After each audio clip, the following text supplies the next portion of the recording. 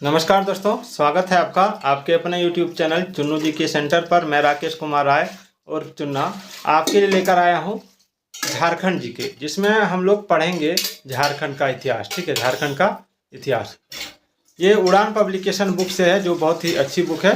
तो इसमें दो टॉपिक आज मैं कवर करूँगा, एक झारखंड का ऐतिहासिक परिचय और दूसरा कवर करूँगा प्रागैतिहासिक काल में झारखंड। तो चलिए चैप्टर 4 और चैप्टर 5 को हम लोग पढ़ेंगे, समझेंगे, जानेंगे, देखेंगे। ठीक है, सबसे पहले झारखंड का ऐतिहासिक परिचय में आप ये पढ़िए कि झाड़ियों एवं वनों की बहुलता के कारण इस राज्य का नाम झारखंड पड़ा है। ठीक है, झाड़ियों और वनों की बहुलता के कारण इस राज्य का नाम झारखंड पड़ा है। और झारखंड का शाब्दिक अर्थ है वन प्रदेश। क्या है? वन प्रदेश। ठीक है, और विभिन्न कालों में झारखंड प्रदेश को विभिन्न नामों से जाना जाता था। विभिन्न कालों में झारखंड प्रदेश को विभिन्न नामों से जाना जाता था। कौन कौन नाम से आप यहाँ पर देख सकते हैं, नामकरण दिया हुआ है। ठीक है, सबसे पहले मैं इसको थोड़ा सा बड़ा कर देता हूँ, ये हो गया। सबसे पहले आप देख सकते हैं ये काल है। ऐत्रेय ब्राह्मण में झारखंड को पुंड्र या पुंड नाम से जाना गया। ठीक है, ये सवाल जो स्टार का जो चिन्ह लगा है, इस बुक का ये खासियत है। इसको थोड़ा नीचे कर देता हूँ। स्टार का जो चिन्ह लगा है, ठीक है ना, यहाँ पे स्टार का जो चिन्ह लगा है, उसका मतलब ये है कि सवाल जो है परीक्षा में पूछा गया था। ठीक है, तो चलिए देखते हैं।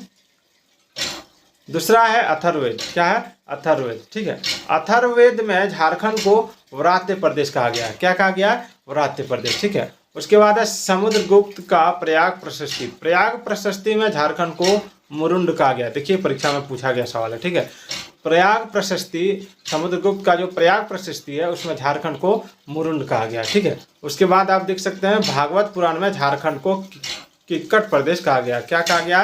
किक्कट प्रदेश, देख सकते हैं। ठीक है, उसके बाद है आपका महाभारत में झारखंड को पुंडरिक या पशुभूमि भी कहा गया है। पुंडरिक और पशुभूमि, पुंडरिक देख सकते हैं, ये पूछा गया सवाल है, पुंडरिक और पशुभूमि।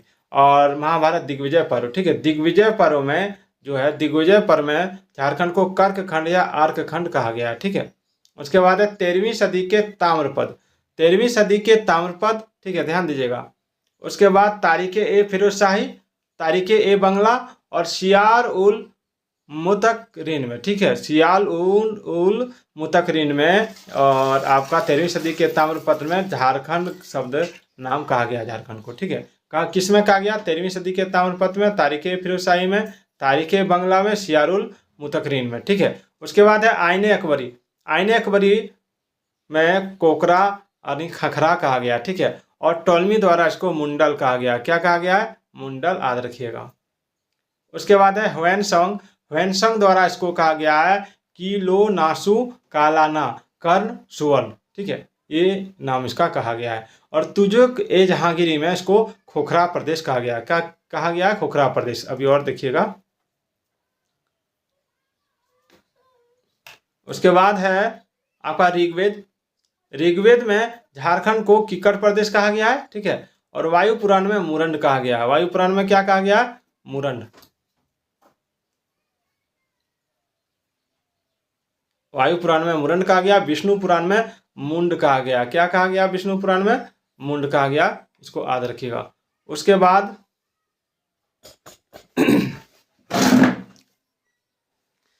बाद आपका पूर्व मध्यकालीन देश जो है, उसमें पूर्व मध्यकालीन संस्कृत साहित्य में कलिंग देश कहा गया है। और कबीर के दोहे में पद्मावत कहा गया। ठीक है, कबीर के दोहे में थोड़ा सा यहाँ गलती हो गया। कबीर के दोहे पद्मावत में जायसी द्वारा रचित जो है, ठीक है, कबीर का दोहा पद्मावत, ये जायसी द्वारा रचित बुक का नाम क्या है? पद्मावत, याद रखिएगा। ठीक है, इसमें और अकबरनामा में, ठीक है, और नरसिंह देव द्वित के ताम्रपत्र में झारखंड को झारखंड कहा गया है। ठीक है, उसके बाद कौटिल्य का अर्थशास्त्र में इसको कुकुट यानी कुकुट देश कहा गया है। और फाहियान द्वारा कुक्कुट लाड कहा गया। देखिए पूछा गया सवाल है, फाहियान द्वारा कुक्कुट लाड कहा गया है। ठीक है, उसके बाद आपका मुगल काल में खोखरा और कुकरा और कोकरा कहा गया है, याद रखिएगा। और ईस्ट इंडिया कंपनी के शासन में इसको छोटा नागपुर कहा गया। क्या कहा गया? छोटा नागपुर। चलिए आगे बढ़ते हैं। देखिए नोट कर लीजिए कि झारखंड का सर्वप्रथम साहित्यिक उल्लेख ऐत्रेय ब्राह्मण में मिलता है। किसमें मिलता है? ऐत्रेय ब्राह्मण में। ठीक है, और झारखंड शब्द का प्रथम पुरातात्विक प्रमाण 13वीं सदी के ताम्रपत्र में मिलता है। देखिए पूछा गया सवाल, स्टार का चिन्ह लगा इसमें, तो पूछा गया है सवाल इस तरह पूछा गया होगा, ठीक है, कि झारखंड शब्द का प्रथम पुरातात्विक प्रमाण कब मिला? तो 13वीं सदी में, ठीक है, 13वीं सदी के ताम्रपत्र में मिलता है। उसके बाद है प्राचीन काल में गुप्त शासकों एवं गौड़ शासक शशांक ने झारखंड क्षेत्र में सर्वाधिक समय तक शासन किया, ठीक है। उसके बाद है मध्यकाल में झारखंड में क्षेत्रीय राजवंशों का शासन किया था। सवाल क्या बनता है कि प्राचीन काल में गुप्त शासक और गौड़ शासक, ठीक है, गुप्त शासक और गौड़ शासक शशांक ने झारखंड में सर्वाधिक समय तक शासन किया। तो सवाल इस तरह बन सकता है कि झारखंड में सर्वाधिक समय तक शासन करने वाला शासक कौन था, ठीक है। तो ऑप्शन में रह सकता है आपका शशांक या गुप्त शासक, दोनों में रहे, दोनों अगर रहे तो दोनों में टिक मारना है, ठीक है। उसके बाद मध्यकाल में झारखंड में क्षेत्रीय राजवंशों का शासन स्थापित था। सवाल यह भी बन सकता है कि मध्यकाल में झारखंड में जो है, ठीक है, किस वंश का शासन था? तो क्षेत्रीय राजवंशों का याद रखिएगा। उसके बाद है ह्वेनसंग ने राजमहल क्षेत्र के लिए की चिंग काइलो, ठीक है, उनकी एक पुस्तक है सी यू की नामक पुस्तक में चर्चा की थी। ह्वेनसंग द्वारा लिखित एक पुस्तक है सी यू की। क्वेश्चन बन सकता है कि सी यू की पुस्तक के लेखक कौन है? तो ह्वेनसंग, ठीक है। उसमें राजमहल क्षेत्र के लिए की चिंग काइलो की चर्चा की है, याद रखिएगा। तथा इसके पहाड़ी क्षेत्र के लिए दामिने ओ कहा है। क्या कहा है? दामिने को, ठीक है, शब्द जिसका अर्थ होता है पहाड़ी क्षेत्र का, ठीक है, पहाड़ी क्षेत्र। दामिने ओ को मतलब पहाड़ी क्षेत्र, ठीक है। उसके बाद है कैप्टन टेनर के सर्वेक्षण के आधार पर 1832 ईस्वी में दामिन ए को की स्थापना हुई थी। ध्यान दीजिए, कैप्टन टेनर के सर्वेक्षण के आधार पर 1832 ईस्वी में दामिन ए को की स्थापना हुई थी। और प्राचीन काल में, ध्यान दीजिए, यहाँ पर ध्यान दीजिएगा कि प्राचीन काल में संथाल परगना क्षेत्र को नरीखंड तथा बाद में कांकजोल व जंगल तरी नाम दिया गया, ठीक है। प्राचीन काल में संथाल परगना क्षेत्र को नरीखंड और कांकजोल व जंगल तरी नाम दिया गया, ठीक है। एक मिनट।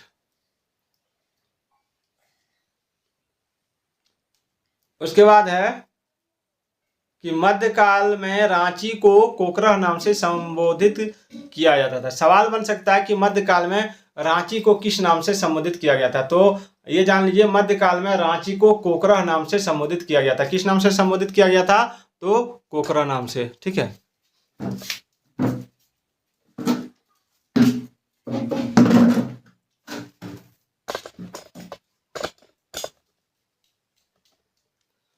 चलिए, मध्यकाल में रांची को किस नाम से संबोधित किया गया था? तो कोकरह नाम से, जिसे बाद में क्या नाम दिया गया? जिसे बाद में क्रमशः चुटिया नगर, ठीक है, चुटिया नागपुर, जो जे.एच. हेविट द्वारा नामकरण किया गया था, चुटिया नागपुर, ठीक है। उसके बाद चूटा नागपुर हुआ और बाद में छोटा नागपुर कहा जाने लगा, याद रखिएगा। और 1833 ईस्वी में दक्षिण पश्चिम फ्रंटियर एजेंसी की स्थापना के बाद इस एजेंसी का मुख्यालय जो था वो था आपका विल्किंसनगंज, ठीक है, विल्किंसनगंज, या जिसको किशनपुर के नाम से जाना जाता था, जिसे बाद में रांची के नाम से जाना गया, ठीक है। ध्यान दीजिए, सवाल पूछ सकता है कि रांची के नाम से किस स्थान को जाना गया, ठीक है। तो ध्यान दीजिए, विल्किंसनगंज या किशनपुर, ठीक है, ये दोनों ऑप्शन में जो भी रहे आपको टिक मार देना है। वर्तमान धनबाद को पूर्व में मानभूम के नाम से जाना जाता था। अगर सवाल पूछे कि वर्तमान धनबाद को पहले किस नाम से जाना जाता था, तो आप आंसर मारिएगा मानभूम। क्या मारिएगा? मानभूम, ठीक है। उसके बाद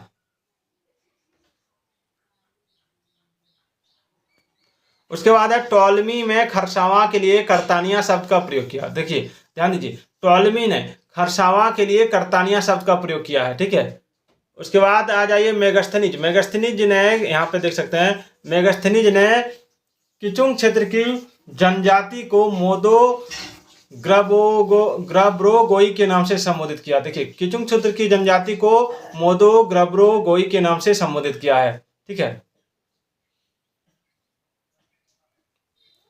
उसके बाद है झारखंड में आदिवासियों का प्रवेश कब हुआ? तो देखिए, सबसे पहले झारखंड की जो प्राचीनतम जनजाति है वो असुर है, ठीक है। और ये आपका रांची, लोहरदगा और गुमला क्षेत्र में सबसे ज़्यादा पाई जाती है। और उसके बाद है आपका बिरजिया, बिरहोर तथा खड़िया, ठीक है। ये संभवतः कैमूर की पहाड़ी से होकर छोटा नागपुर में प्रवेश किया है। कैसे प्रवेश किया है? कैमूर की पहाड़ी से, ठीक है। उसके बाद आ जाइए कोरवा। कोरवा के बारे में कोई जानकारी नहीं मिला है, इसलिए इसमें डैश का चिन्ह दे दिया, ठीक है। उसके बाद है मुंडा और उराव। मुंडा और उराव, ठीक है। और हो, मुंडाओं ने नागवंश की स्थापना में योगदान दिया था। किसकी स्थापना में? नागवंश की स्थापना में, ठीक है। और उराव झारखंड में राजमहल तथा पलामू नामक दो शाखाओं में बसे थे। उराव जो है झारखंड में राजमहल तथा पलामू नामक दो शाखाओं में बसे थे, याद रखिएगा। उसके बाद है चेरो, खरवार, संथाल। चेरो, खरवार, संथाल, ठीक है। 1000 ईसा पूर्व तक चेरो, खरवार एवं संथालों को छोड़कर झारखंड में पाई जाने वाली सभी जनजातियां छोटा नागपुर क्षेत्र में बस चुकी थी, ठीक है, याद रखिएगा।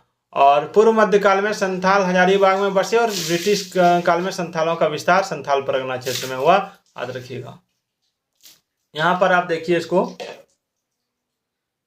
1000 बीसी, यानी ये आपका ईसा, बीसी मतलब हो गया ईसापुर, ठीक है, बिफोर क्राइस्ट हो गया। तो 1000 बीसी, यानी नवीन में कौन है? नवीन में आपका चेरो, खरवार और संथाल है। मध्य में मुंडा, उराव और हो है। प्राचीन में कोरवा है। और प्राचीनतम असुर, बिरजिया और बिरहोर और खड़िया है, ठीक है।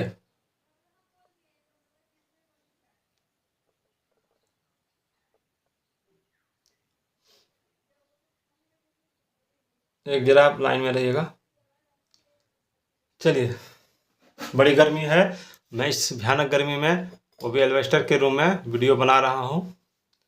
अब है वैदिक साहित्य में झारखंड जो है, झारखंड की जनजातियों के लिए असुर शब्द का प्रयोग किया गया। वैदिक साहित्य में, वैदिक साहित्य में झारखंड की जनजाति के लिए किसका प्रयोग किया गया? असुर शब्द का, ठीक है।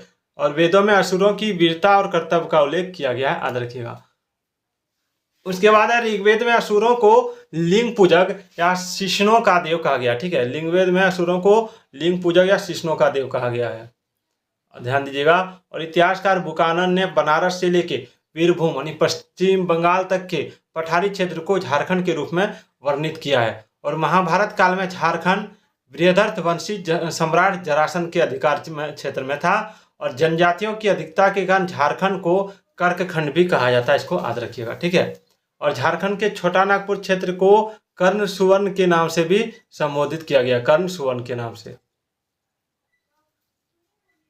अब नेक्स्ट टॉपिक है प्रागैतिहासिक काल में झारखंड, ठीक है। प्रागैतिहासिक काल में झारखंड, चलिए इसको पढ़ते हैं। वह काल जिसके लिए कोई लिखित साक्ष्य उपलब्ध नहीं है बल्कि पूर्णतः पुरातात्विक साक्ष्यों पर रहना पड़ता है, उसे प्रागैतिहासिक काल कहते हैं, ठीक है। प्रागैतिहासिक काल को 3 काल में बांटा गया है, पूरा पाषाण काल, मध्य पाषाण काल, नव पाषाण काल, ठीक है। अब नव पाषाण काल को भी 3 भाग में बांटा गया है, ताम्र पाषाण काल, कांस्य युग और लोह युग, ठीक है। चलिए, तो हम लोग पहले पढ़ेंगे पूरा पाषाण काल। पूरा पाषाण काल, इस कालक्रम में 25 लाख ईसा पूर्व से 10,000 इस कालक्रम को 25 लाख ईसा पूर्व से 10,000 ईसा पूर्व तक माना जाता है, ठीक है। और इस काल के लोग आखेटक एवं खाद्य संग्राहक थे। आखेटक यानी शिकारी, खाद्य संग्राहक यानी भोजन को जमा करके रखते थे। और इस काल में कृषि का कोई ज्ञान नहीं था तथा पशुपालन का प्रारंभ नहीं हुआ था, ठीक है। और इस काल में याग की जानकारी हो चुकी थी, परंतु उसके उपयोग का ज्ञान नहीं था कि इसका उपयोग कहाँ होता था। और झारखंड में इस काल के जो अवशेष मिले हैं वो हजारीबाग, बोकारो, रांची, देवघर, पश्चिम सिंहभूम, पूर्वी सिंहभूम आदि क्षेत्रों से प्राप्त हुए हैं, ठीक है। और हजारीबाग से पाषाणकालीन मानव द्वारा निर्मित पत्थर के औजार मिले हैं। मई 2016 में भारतीय पुरातत्व विभाग, ठीक है, रांची सर्किल ने लगभग 10,000 वर्ष पुराने पूरा पाषाण काल अवशेष रांची, रामगढ़, सिमडेगा व पश्चिमी सिंहभूम से खोजा है। उसके बाद है दूसरा नंबर है मध्य पाषाण काल। मध्य पाषाण काल, थोड़ा सा मैं इसको ऊपर कर देता हूँ। हाँ, मध्य पाषाण काल, इसका कालक्रम 10,000 ईसा पूर्व से 4,000 ईसा पूर्व तक माना जाता है। और इस काल में पशुपालन की शुरुआत हो चुकी थी, ठीक है। और झारखंड में इस काल के अवशेष दुमका, पलामू, धनबाद, रांची, पश्चिम सिंहभूम, पूर्वी सिंहभूम आदि क्षेत्रों से प्राप्त हुए हैं। ठीक है। और नवपाषाण काल, इसका कालक्रम 10,000 ईसा पूर्व से 1,000 ईसा पूर्व तक माना जाता है झारखंड में, और इस काल में कृषि की शुरुआत हो चुकी थी। ठीक है।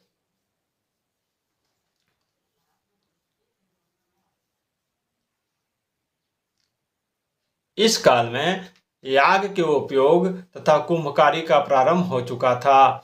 ठीक है। और झारखंड में इस काल के अवशेष रांची, लोहरदगा, पश्चिम सिंहभूम, पूर्वी सिंहभूम आदि क्षेत्रों से प्राप्त हुए हैं। और छोटा नागपुर प्रदेश में इस काल के 12 हस्तकुठार प्राप्त पाए गए हैं। ठीक है। अब आइए ताम्रपाषाण काल। ताम्रपाषाण काल, इसका कालक्रम है 4,000 ईसा पूर्व से 1,000 ईसा पूर्व तक माना जाता है। ठीक है। और यह काल हड़प्पा पूर्व काल, ठीक है, हड़प्पा काल तथा हड़प्पा पश्चात काल तीनों से संबंधित है। हड़प्पा पूर्व काल, हड़प्पा काल तथा हड़प्पा पश्चात काल तीनों से संबंधित है। और पत्थर के साथ साथ तांबे का भी प्रयोग होने के कारण इस काल को ताम्रपाषाण काल कहा गया। पाषाण का मतलब पत्थर होता है और ताम्र मतलब तांबा। ठीक है। तो उस समय पत्थर और तांबा दोनों का साथ साथ प्रयोग होता था, इसलिए इसको ताम्रपाषाण युग नाम दिया गया। ठीक है। उसके बाद है कि मानव द्वारा प्रयोग की गई प्रथम धातु जो थी उस समय तांबा थी। क्या थी? तांबा थी। याद रखिएगा। और झारखंड में इस काल का केंद्र बिंदु सिंहभूम था। ताम्रपाषाण काल का केंद्र बिंदु, सेंटर पॉइंट क्या था? सिंहभूम। और इस काल में असुर, ब्रिजिया, ठीक है, थोड़ा इसको ऊपर कर देता हूं, आप ये देखिएगा। इस काल में असुर, बिरजिया, बिरहोर जनजातियां तांबा गलाने तथा उससे संबंधित उपकरण बनाने की कला से परिचित थे। ध्यान दीजिए, क्वेश्चन बन सकता है कि झारखंड में तांबा गलाने और उससे संबंधित उपकरण बनाने की कला से कौन सी जाति परिचित थे? तो उसमें ऑप्शन में असुर दे सकता है, बिरजिया दे सकता है, बिरहोर दे सकता है। असुर दिया तो असुर मारिएगा, बिरजिया, अगर असुर नहीं दिया बिरजिया दिया बिरजिया मारिएगा, अगर बिरजिया नहीं दिया बिरहोर दिया बिरहोर मारिएगा। ये तीनों ऑप्शन याद रखिएगा। ठीक है। ये तांबा गलाने की कला में माहिर थे। और झारखंड में कई स्थानों से तांबा की कुल्हाड़ी भी मिली है। हजारीबाग के बाहरगंडा से तांबा की 49 खानों के अवशेष प्राप्त हुए। याद रखिए, झारखंड के कई स्थानों से तांबा की कुल्हाड़ी मिली है। ठीक है। कुल्हाड़ी यानी टांगी। और हजारीबाग के बाहरगंडा से तांबे के 49 खानों के अवशेष प्राप्त हुए हैं। ठीक है। अब आ जाइए ताम्र यानी तांबा युग।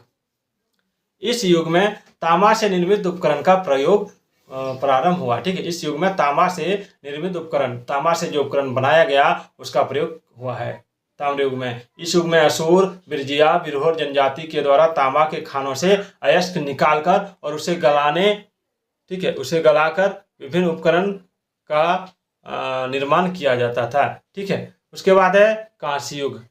इस युग में तांबे में टीन मिलाकर कांसा निर्मित किया जाता था। और उससे, ध्यान दीजिए, सवाल बन सकता है कि कांसा कैसे बनता है? तो तांबे में टीन मिलाकर कांसा बनता है। ठीक है। तो कांस्य युग में तांबा में टीन मिला दिया जाता था और कांसा बनाया जाता था और उससे बने उपकरणों का प्रयोग किया जाता था। ठीक है। और छोटा नागपुर क्षेत्र के असुर यानी झारखंड की सबसे प्राचीनतम जनजाति कौन है? तो असुर जनजाति है। ठीक है। असुर जनजाति बिरजिया जनजाति को कांस्य युगीन औजार का तथा बिरजिया जनजाति को कांस्य युगीन औजार का प्रारंभ करता माना जाता है। ठीक है। और आपका लोह युग, इस युग में लोहा से बने उपकरणों का प्रयोग किया जाता था। झारखंड के असुर तथा बिरजिया जनजाति को ही लोह युग से निर्मित औजारों का प्रारंभ करता माना जाता है। ठीक है। असुर तथा बिरजिया जनजातियों ने उत्कृष्ट लोह तकनीक का विकास किया। और इस युग में झारखंड का संपर्क सुदूर विदेशी राज्यों से भी था और झारखंड में निर्मित लोहे को इस युग में मेसोपोटामिया तक भेजा जाता था और जहां दमिश्क में इस लोहे से तलवार का निर्माण किया जाता था। याद रखिएगा। ठीक है।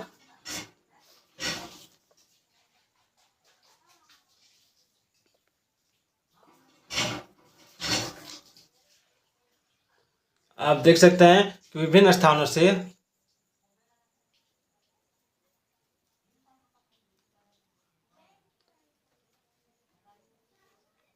बहुत गर्मी है फ्रेंड।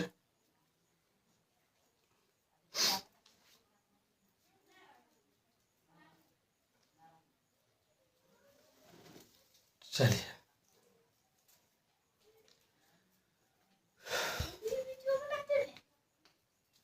चलिए अब हम लोग देखेंगे कि विभिन्न स्थानों से प्राप्त पुरातात्विक अवशेष। जैसे स्थान में इसको दिया, इसको जो है हजारीबाग जिला में है, ठीक है। और इसमें आपका पूर्व बड़े पत्थरों पर आदि मानव द्वारा निर्मित चित्र, खुला सूर्य मंदिर, शैल चित्र दीर्घा मिला, ठीक है। और इसको के शैल चित्र दीर्घा में नक्षत्र मंडल, अंतरिक्ष यान एवं अंतरिक्ष मानव के चित्र अंकित हैं। इसको गांव में बर्फ आयु की गहरी भूमिगत गुफा स्थित है, इसको याद रखिएगा, ठीक है। उसके बाद है सीतागढ़ा पहाड़। सीतागढ़ा पहाड़ हजारीबाग में है, ठीक है। इसमें क्या मिला उसको देखिए। 6वीं शताब्दी में निर्मित बौद्ध मठ के अवशेष, विशेष रूप से बुद्ध की 4 आकृतियों से युक्त एक स्तूप तथा काले भूरे बलुआ पत्थर की सुंदर स्त्री की खंडित प्रतिमा मिली है। और चीनी पाथरी फाहियान द्वारा भी इसका उल्लेख मिलता है, याद रखिएगा।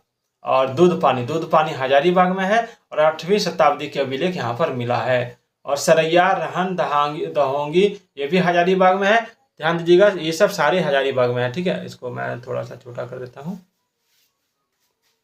मेरे पास उतना सुविधा नहीं है। मैं कोशिश करता हूँ कि आप लोगों के पास ज्ञान पहुँचा सकूँ ताकि आप परीक्षा में फेल ना हो।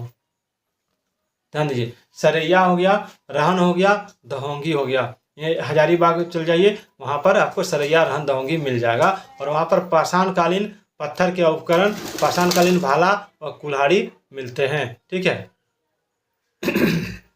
उसके बाद आ जाइए बाहरगंडा, जो हजारीबाग में है। सवाल पूछा गया, यहाँ तांबे के 49 खान के अवशेष मिले हैं। उसके बाद आ जाइए दुमदुमा, हजारीबाग, शिवलिंग, ठीक है। यहाँ पर दुमदुमा में, हजारीबाग दुमदुमा में है, ठीक है। सॉरी दुमदुमा हजारीबाग में है, वहाँ पर शिवलिंग मिला है, ठीक है। उसके बाद आ जाइए आपका मांडू बड़का गांव रजरप्पा, ये हजारीबाग में है। और वहाँ पर आपको पाषाणकालीन मानव द्वारा निर्मित पत्थर के औजार, कुल्हाड़ी, बेदनी, बेधक, खुर्ची, तक्षनी आदि मिला है। उसके बाद आप आ जाइए हजारीबाग में गुलाबी पत्थर पर निर्मित अष्टदली कमल मिला है। अब आ जाइए भवनाथपुर में गढ़वा, ठीक है। गढ़वा में आपको आकेट शिकार के चित्र जिनमें हिरण, भैंसा आदि पशुओं के चित्र मिले हैं, ठीक है। और प्रागैतिहासिक काल की गुफाएं व शैल चित्र भी मिले हैं।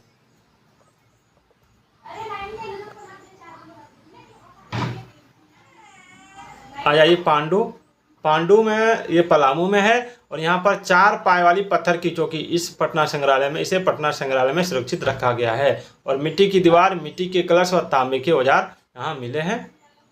आ जाइए पलामू किला, ये लातेहार में है, जहाँ पर भगवान बुद्ध की भूमि स्पर्श मुद्रा में एक मूर्ति है। और पलामू प्रमंडल 3 पाषाण कालों के औजार यहाँ पर मिले हैं, यानी तीनों पाषाण काल, ठीक है। पूरा पाषाण काल, मध्य पाषाण काल और नव पाषाण काल का। और बारूडी जो सिंहभूम में, यहाँ पर आपको मिला है पाषाणकालीन मृदभांड के टुकड़े, पत्थर की हथौड़ी, पक्की मिट्टी के मटके। और बेनुसागर सिंहभूम में मिला है 7वीं शताब्दी की जैन मूर्तियाँ। और चक्रधरपुर में मिला है पश्चिम सिंहभूम में चक्रधरपुर है, यहाँ मिला नवपाषाणकालीन चाकूनुमा धारदार पत्थर, ठीक है।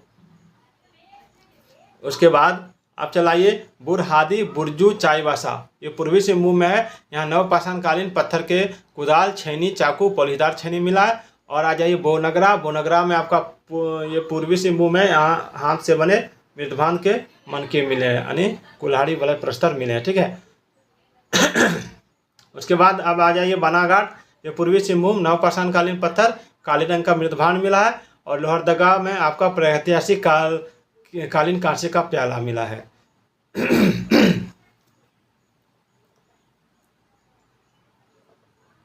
और नामकुम में तांबे एवं लोहे के औजार तथा बाण के फलक मिले हैं, ठीक है। नामकुम रांची में है। और मुरद में यानी जो खूंटी में तांबे की सिकड़ी, जिसको चैन बोलते हैं, गले में पहनने वाला, तथा कांसे की अंगूठी मिली है। और दरगामा में जो खूंटी में है, यहाँ पर ताम्रपाषाण काल के गांव मिले हैं। झरिया जो धनबाद में, यहाँ पर पूरा पाषाणकालीन पत्थर की कुल्हाड़ी व भाला मिली है। और लूपगढ़ी, यहाँ पर कब्रगाह के अवशेष, कब्रगाह के अंदर से तांबे के आभूषण व पत्थर के मनके।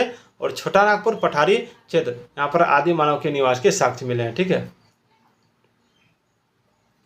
आइए अन्य नवीनतम अवशेष को देखते हैं। आप देख सकते हैं नोडिया जो पलामू में, यहाँ पर चांदी के प्रखंड जिले के पांकी प्रखंड में स्थित नोडिहा गांव से मिट्टी के सुराही में 102 चांदी के सिक्के मिले हैं, जिससे पुरातत्वविदों ने अध्ययन कर बताया कि औरंगजेब कालीन सिक्के हैं। ठीक है, उसके बाद आ जाइए आप गुमला जिले के सिसोई प्रखंड स्थित ऐतिहासिक नवरत्नगढ़ किले की पुरातात्विक खुदाई में एक प्राचीन भूमिगत महल की संरचना मिली और भारतीय पुरातत्व सर्वेक्षण विभाग के अनुसार यह लगभग 600 वर्ष पुरानी है। और इसके इसके अतिरिक्त खुदाई में कई प्राचीन अवशेष भी मिले हैं, याद रखिएगा। और नवरत्नगढ़ को 2009 में राष्ट्रीय पुरातात्विक धरोहर घोषित किया गया, ये भी याद रखिएगा। ठीक है,